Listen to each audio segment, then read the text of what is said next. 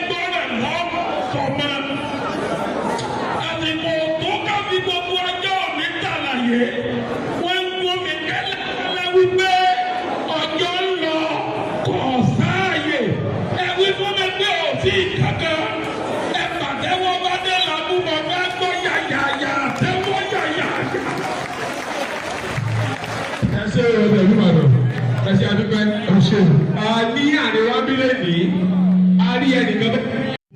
Àìrí parí ètò ìṣẹ̀lẹ̀ tá a ti mọ̀ sí pé àgbọ̀dọ̀ bá láwọ̀ ẹ̀jà tó tó di congress.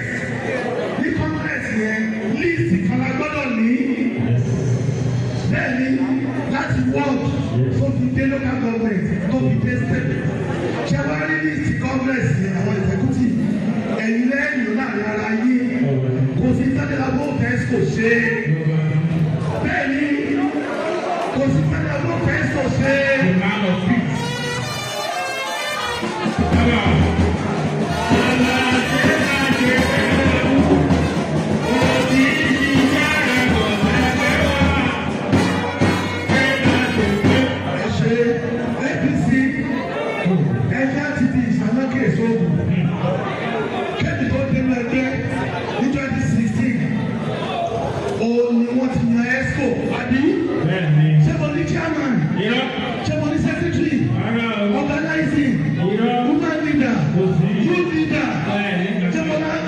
Mo gba tíkẹ́tì àti ìgbà tíkẹ́tì. Ní ìdílé school, ẹnikẹ́ni tó bá jẹ́ school member, ọ̀nà ẹgbẹ́ wa náà ní gbogbo ọ̀nà rẹ̀ Adélabú, gbogbo ọ̀nà tó máa tọ́jú pátápátá. Ìjìnlẹ̀ ọ̀rọ̀ látọ̀rí ìtẹ́nilọ́wọ́. Àtẹ̀wọ́ Adélabú náà. Ó lọ láìsí competition. Ẹ jọ̀ọ́.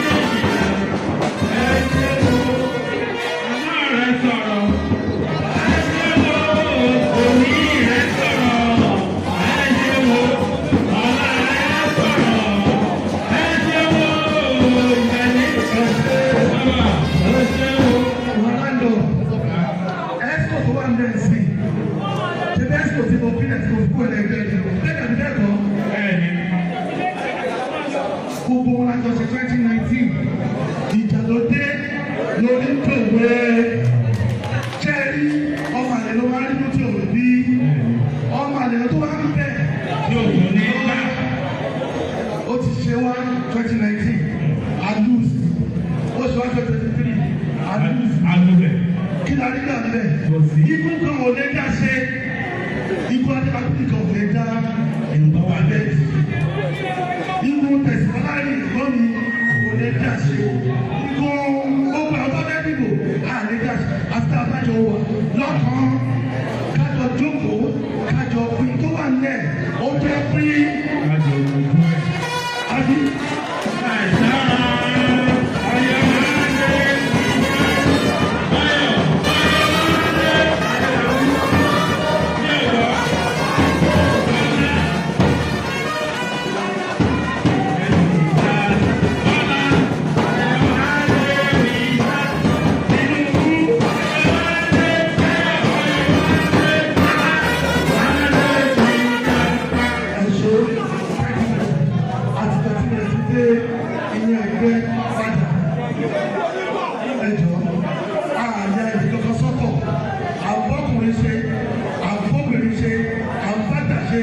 Àbọ̀mọdé ṣe, àbá Esco ṣe, mo bẹ̀rẹ̀ sọ pé kò sí inú aspirant tó close mọ́ Esco tó bí Akarabu ṣe close lọ. Bẹ́ẹ̀ dàbí bẹ́ẹ̀ kọ́. Bẹ́ẹ̀ni. Àtọ́jú wọn. Ìdodo ọ̀rọ̀. So ọ̀rọ̀ mo bẹ̀ di Esco, mo bẹ̀ gba Esco, ẹjẹ́ ẹjọ́ kò bẹ̀. Ọmọ ẹgbẹ́ ni ó dìbò, kì í ṣe Esco. Esco kọ́ máa gbọ́dọ̀ fún wọn, kọ́ máa jẹ gbọ́dọ̀ ṣe ń dìbò yìí, wọ́n ṣe dáadáa. Ìyẹn àkọ́kọ́ Congress ẹ̀jẹ̀ amúra àgbọ̀dọ̀ jàmọ́ á ti parí gbogbo ìjà ti parí káàtó ti Congress àbí abẹ́tàjà wà láti ti Congress wọ́n ti dá yọkọ̀ yọrin ilẹ̀. Ìjà tó pín ogun ti tọ́ alájagun APC lórí ẹjọ́ láwọn àkọ́ Adélabú. Ẹlẹ́ẹ̀kejì ó ní ìbò tó ń bọ̀ ẹ bá sọ fún yín pé ìbò tó ń bọ̀ 2027 ní ọdún méjì ìlọ́lọ́pàá o gbogbo tó wà lẹ́yìn òjò kò tọdún kan mọ́ tó ọdún kan by November àti nàìjíríà win by November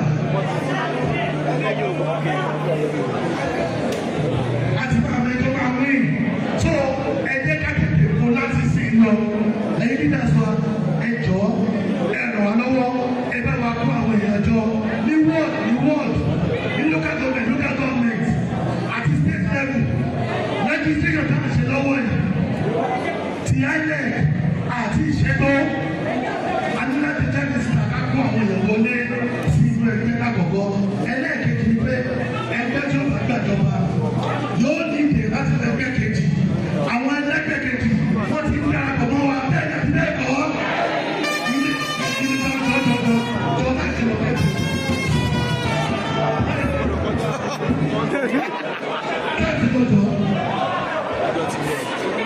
ilé wọn yẹn máa tú ilé wọn máa tú tí ó tọ̀ ya ọ̀pẹ náà yẹn wọ́n ní níbi gbòdò mọ́ wọ́n ní níbi gbòdò mọ́ wọ́n ti di